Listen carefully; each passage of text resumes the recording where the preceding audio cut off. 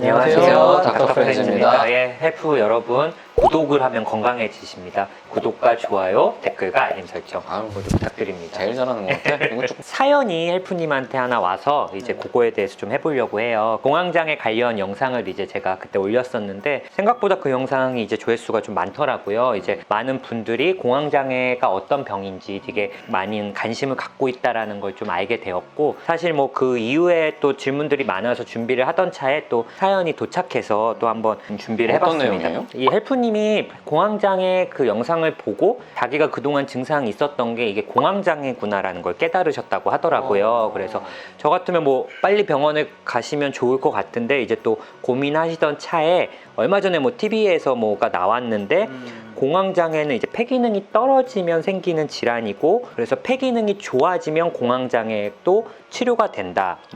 그러고 또 뭐 긴장을 풀고 재충전할 시간을 갖는 것이 뭐 공황장애 치료에 중요하다. 뭐 이런 내용을 받으셨대요. 근데 어디 유튜브에서 나온 게 아니라 TV 방송. TV에서? 예. 그래서 본인도 이제 사실 정신과 진료가 아직도 많은 분들이 망설이고 그러던 차니까 이제 이런 걸 보시고 또 이런 쪽으로 고민이 된다고 하시는 거예요. 그러니까 집에서 폐기능을 강화시키면 좋아지지 않을까 이런 생각이 드시는 거예요. 그런 건 아니면 뭐 재충전하고 스트레스 풀만한 시간이 있으면 본인의 공황장애 증상도 좋아지지 않을까. 그래서 일단 제가 설명을 드리면 일단은 미국 정신의학회라는 곳이 있어요. APA, American Psychiatric Association이라고 해서 전 세계의 어떤 정신질환의 트렌드나 연구를 좀 주도하는 단체라고 보시면 돼요. 선생님들 의대생 때 DSM-4 아시죠? 그럼요. 그거야 뭐. 그 우리말로 하면 정신질환의 진단 및 통계 편람이라고 해서요.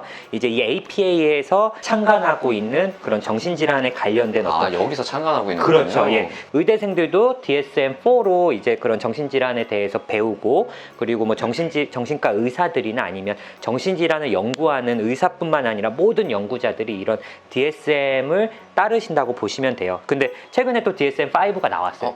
여기서 이제 나이가 좀 느껴지는 거예요. 그분은 4였고 이제 2013년인가에 나왔어요. 2013년 5월에. 지금 학생분들은 그럼 5로 배우고 계세요. 그런데 이제 여기서 공황장애에 대한 진단 쭉 써 있거든요. 이제 뭐 A 항목이나 B 항목은 이제 그런 공황장애 증상에 대해서 이제 주로 얘기를 한 거고, C 항목이 이제 어떤 거냐면 이렇게 써 있어요. 공황장애 증상들, 예를 들어 뭐 가슴 두근거림, 메스꺼움, 호흡곤란, 뭐 어지러울 것 같은 느낌, 뭐 불안, 공포 이런 것들, 이런 증상들이 C 항목은 약물이나 생리적 효과, 그리고 갑상선 기능 항진증이나 심폐질환과 같은 다른 의학적 상태가 아닌 것이 공황장애다. 그러니까 아예 진단 기준에 폐기능으로 인한 그런 증상이 나타나는 게 아니다라고 써 있는 거군요. 그러니까 이거는 폐기능이 나빠서 호흡 곤란이 생기고 하면 그거는 내과 질환이죠. 내과에 가는 거예요. 그렇죠. 사실은 그렇죠.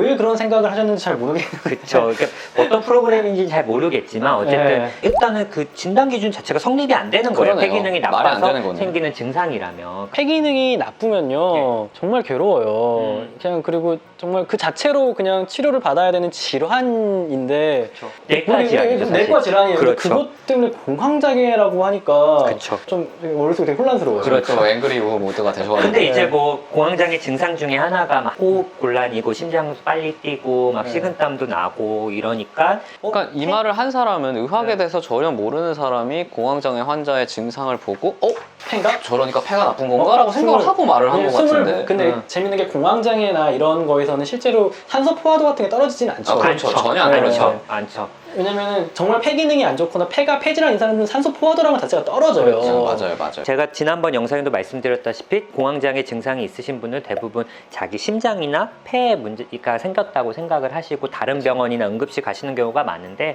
검사를 해보면 대부분 아니라고 나오고, 그래서 이제 정신과에 오시는 경우가 대부분이에요. 그렇기 때문에 심장이나 폐 문제가 없는 게 공황장애죠. 그러니까 그게 되게 1차원적인 생각인 것 같아요.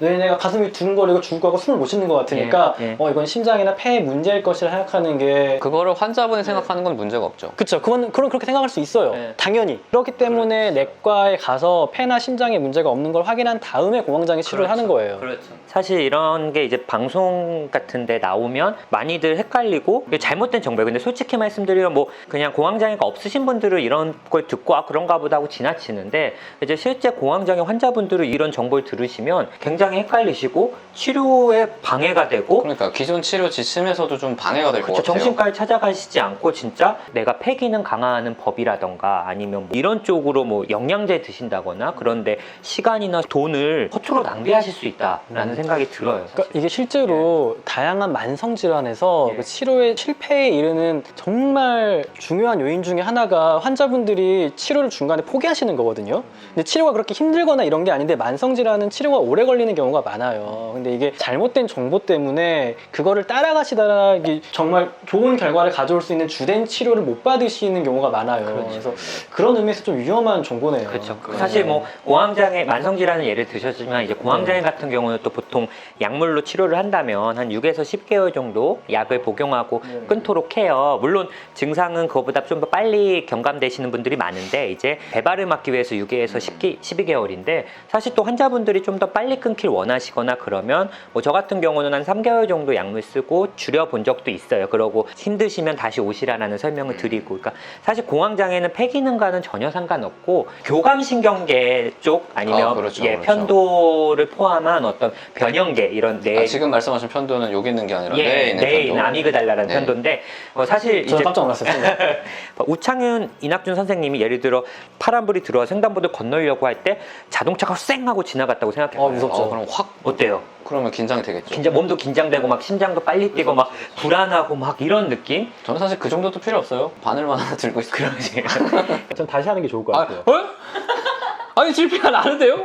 이거는 우리 몸에 이제 자율신경계에서 교감신경계가 활성화되면 나타나는 반응이거든요. 굉장히 긴장하고 불안하고 공포감을 느꼈을 때. 근데 공황장애는 왜 이게 문제냐면 그런 상황이 아닐 때 우리 몸의 교감신경이 막 활성화되는 거예요. 전혀 그럴 필요가 없을 예, 때. 지난번 영상에도 말씀드렸다시피 가만히 누워 있거나 아니면 영화를 보고 있을 때나 뭐 쉬고 있을 때 이런 증상이 있으면 굉장히 내 입장에서는 곤란하고 무섭고 그러는 거예요. 근데 이게 사실 뭐 단순히 스트레스를 많이 받거나 내가 재충전할 시간이 없어서 생기는 건 아니에요. 왜냐면 솔직히 이낙준 우창현 선생님 제가 지금 여기서 심장박동 100회까지 만들라고 하면 하실 수 있어요? 네, 아니 뭐 뛰면 되죠. 아니 그냥 지금 가만히 못하죠. 못하죠. 그거 하면 닥터 스트레인지죠. 여기서 막 호흡곤란 과호흡하시면서 막 쓰러지실 수 있으세요 지금? 사실 이거는 제가 일부러 분당 호흡을 엄청나게 빨리 하면 쓰러져서 기절할 수 있어요. 있죠. 그거는 뭐 이거는 말을 안 들으시네. 분당 호흡 일부러 엄청나게 빨리 하면 아마 기절하겠죠. 그러니까 이게 진짜 수분 내 급속하게 증상을 일으키는 거는 그렇게 못- 자율신경계나 아니면 세로토닌이나 이런 다양한 부분에 영향이 있기 때문에 그런 부분에 교란이 있기 때문에 생기는 질환이 있기 때문에 사실 내가 평상시에 뭐 성격이 좀 소심하고 스트레스 많이 받는다고 아무나 가만히 앉아서 TV 보고 있는데 심장박동이 갑자기 빨리 뛰고 그러니까 심장박동은 진짜 그렇지 않죠. 그렇죠. 그러니까 저희가 얘기하지만 신체 질환이에요. 거의 정신 질환이라기보다는 신체 질환이라고 생각을 하시면 돼요. 물론 스트레스나 수면 부족 같은 게 영향을 줄 수도 있겠지만 주된 거는 사실은 그런 부분이고 이런 방송이 나오면 이제 대부분 뭐 본인이 정신과 진료를 받기보단 제 환자분들 같은 경우 예를 들으면 다 책을 사서 읽으세요. 막 마음을 이렇게 힐링해주는 책이나 이런 거 읽어서 내 마음을 좀 편안하게 해야 내가 공황장애를 안 걸리겠다. 그래서 막 책만 막 몇 권씩 사서 그래도 조절이 안 돼서 이렇게 병원에 찾아오시는 분들 많거든요. 그러니까 이런 방송에 현혹되시지 말고 전문가들이 얘기하는 방송이나 우리나라처럼 사실 병원에 방문하기 좋은 나라가 없어요. 맞아요. 그러니까 손쉽게 집 근처나 이런 병원 가셔서 좀 이런 부분에 관해서 상담도 받고 좀 문의도 해보고 좀 하시면 좋을 것 같다는 생각이 들고 그 질문을 해주신 헬프님도 꼭 제가 뭐 따로 답을 드리긴 하겠지만 꼭 병원에 가셔서 진료를 받아보시고 약물 치료를 받아보시는 걸 좀 권해드리고 싶습니다. 예, 혹시라도 뭐 이런 TV에서 나오는 이런 궁금한 어떤 의학 상식이나 이런 게 있으셔서 뭐 댓글로 좀 달아주시면 저희가 또 영상으로 한번 준비를 해보도록 하겠습니다. 예, 감사합니다. 감사합니다. 영상을 잠깐만 왜 이렇게 안 되지? 예. 아직도 어색한 닥터 프렌즈입니다. 구독 영상은 여기서 봐주시고요. 또 재밌는 관련 동영상들 이쪽에 있으니까 또 한번 봐주시면 좋겠습니다. 버튼 아닌가 여기 있는데 예, 구독 버튼 영상 아니에요. 예, 그리고 영상 해주시고요. 저희 구독을 하면 건강해집니다. 그러니까 여러분들도 닥투하시고 계속 봤으면 좋겠어요. 예, 안녕.